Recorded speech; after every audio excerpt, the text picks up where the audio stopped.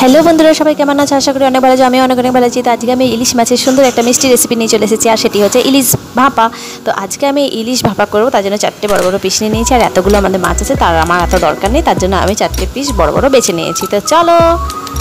তো তার জন্য আমি নিয়ে নিয়েছি জিরে গুঁড়ো, হলুদ গুঁড়ো, লঙ্কা গুঁড়ো, লবণ, চিনি আর কাঁচা লঙ্কা। আর দেখতে পাচ্ছ সব সাজানো আছে এর বাইরে। আর যেগুলো লাগবে সেগুলো হচ্ছে দই, সর্ষে বাটা, পোস্ত বাটা, আর নেব খাঁটি সর্ষের তেল, টমেটো, লেবুর রস। এই টিফিন বাটিটাতে আমি বানাবো, তার জন্য টিফিন বাটিটা আমি পাশে রেখে দিলাম। তো চলো বানানো যাক আমাদের ইলিশ ভাপা। তো তার জন্য আমি এবার যে কয়েকটি পিস তুলে রেখেছি ইলিশ ভাপা বানাবো বলে, সেই জন্য আমি কিন্তু সমস্ত মশলাগুলিকে ভালোভাবে মাছের মধ্যে পিসগুলোতে যাতে ভালোভাবে মশলা আমি দিতে পারি, সেই জন্য কিন্তু ভালোভাবে হাতে করে কিন্তু একটু হলুদ দেব। তারপর হলুদটাকে ভালোভাবে এইভাবে ঠিক মাখিয়ে নেব। এরপর আমি দিয়ে দিলাম সামান্য অল্প পরিমাণে জিরে গুঁড়ো। জিরে গুঁড়োটাও ঠিক একইভাবে একই পদ্ধতিতে কিন্তু মাখিয়ে নেব, যাতে ভালোভাবে মশলাগুলো ভেতরে প্রবেশ করতে পারে। তো এরপর আমি সামান্য পরিমাণে দিয়ে দিলাম লঙ্কা গুঁড়ো, একটু কালারফুল করার জন্য, যাতে দেখতে আরও সুন্দর হয়। আর তারপর আমি দিয়ে দিলাম সর্ষে বাটা। সর্ষে বাটাটাকেও কিন্তু খুব সুন্দরভাবে কিন্তু মাখিয়ে নিতে হবে। তো বর্ষার মরশুম এখন কিন্তু প্রায় শেষের দিকে বলতে গেলে, তবুও এখন আজকাল কিন্তু বৃষ্টি পড়েই চলেছে, বৃষ্টি কিন্তু থামার নাম নিচ্ছে না। আর এরপর কিন্তু আমি দিয়ে দেব পোস্ত বাটা। পোস্ত বাটাটাকেও কিন্তু খুব সুন্দরভাবে মাখিয়ে নেব ঠিক একইভাবে, আর যাতে কোনো রকমভাবে মশলা মাছের মধ্যে থেকে বাদ যেন না যায়, এই জন্য ভালোভাবে মশলা মাখিয়ে নেব, কারণ আর বারবার চেক করব না। এরপর আমি দই দিয়ে দিলাম, টক দই।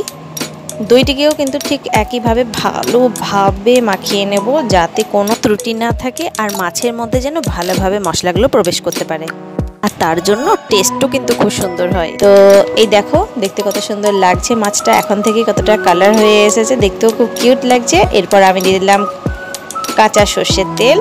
সর্ষের তেলটা কিন্তু খুবই ভালো একটু নেবে, যাতে গন্ধটা খুবই ঝাঁঝালো মতন একটু বেরোয়। আর এর মধ্যে তো সর্ষে বাটা আছেই, তো সর্ষে বাটা আর এদিকে সর্ষের তেল দুটো মিশে কিন্তু খুব ভালো গন্ধ বেরিয়েছে। দেখতে পাচ্ছ মাখানো হয়ে গেছে। এরপর আমি দিয়ে দেব সুন্দর করে কয়েক ফোঁটা লেবুর রস, পাতি লেবুর রস। আর এই রসটা কিন্তু খুব খুব খুব খুব সুন্দর একটা ম্যারিনেট করতে, মাছটাকে সিদ্ধ করতে কিন্তু খুব সাহায্য করবে।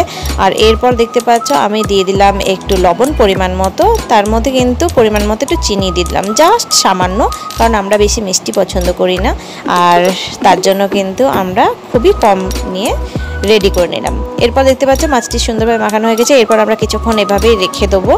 আর এই টিফিন বাটিটাতে আমি এবার মাছগুলোকে কয়েক পিস যে কটা আছে সে কটা ভালোভাবে রেখে দিলাম। দেখতে পাচ্ছ এইভাবে সাজিয়ে নিতে হবে পরপর, যাতে কোনো রকমভাবে বাদ না যায়, একটির পর আর একটি মশলা যাতে সুন্দরভাবে প্রবেশ করতে পারে মাছের মধ্যে দিয়ে। আর বুঝতে পারছো এরপর কিন্তু আর ঢাকা খোলা যাবে না, আমি একেবারে একটু সামান্য খুব জল কম পরিমাণেই দিয়েছি। এর ওপরে কিন্তু আমি দিয়ে দিলাম সর্ষের তেল, আর দিয়ে দিলাম কাঁচা লঙ্কা, চেরা কাঁচা লঙ্কা, তার মধ্যে দিয়ে দিলাম টমেটো কুচি। টমেটো কুচি খেতে আমার ভীষণ পরিমাণে ভালো লাগে। আর এরপর আমি কয়েক ফোঁটা দই দিয়ে দিলাম। এরপর আমি সেটাকে ঢাকা দিয়ে দিলাম। তো ঢাকা দিয়ে দেওয়ার পর আমি এরপর কি করব, এরপর আমি একটা কড়াইতে জল নিলাম, আর জলটি কিন্তু একটু ফুটিয়ে নিতে হবে, যাতে আমি মাছটা বসানোর আগে যেন জলটা ফুটে ওঠে, একটু যেন উষ্ণ গরম হয়ে থাকে। ঠিক আছে, তো দেখতে পাচ্ছ হয়ে গেছে, পুরোটাই রেডি। এরপর আমি মাছটা দিয়ে ঢাকা দিয়ে দিলাম। তো চলো। তো বন্ধুরা 15 মিনিট পর আমরা এবার মাছটি হয়ে গেছে কিনা সেটা খুলে দেখে নিচ্ছি। তো এই দেখো মাছটি দেখতে কতটা সুন্দর হয়েছে, আমাদের প্রপারলি রেডি হয়ে গেছে ইলিশ ভাপা। আর বলে বিশ্বাস করবে না, ভীষণ মিষ্টি একটা গন্ধ বেরিয়েছে, দারুণ সুগন্ধ।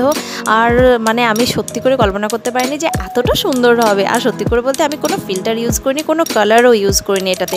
তোমরা দেখতে পাচ্ছ গরম গরম ভাতে এটা পরিবেশন করে খেলে কতটা দুর্দান্ত একটি মজা লাগবে। তো সবাই কিন্তু এটি বাড়িতে ট্রাই করবে, আর সত্যি করে বলতে যত হালকা মশলাই করবে তত ভালো। তো যারা বাড়িতে আজ পর্যন্ত এখনও পর্যন্ত যারা ট্রাই করোনি ইলিশ ভাপা, আমার মতো সিম্পল একটু ইলিশ ভাপা বানিয়ে ফেলো, আর খেয়ে বলবে কেমন হয়েছে। তো চলো নেক্সট ভিডিও নিয়ে খুব তাড়াতাড়ি আসি। লাইক কমেন্ট শেয়ার করে সবাই কিন্তু পাশে থেকো।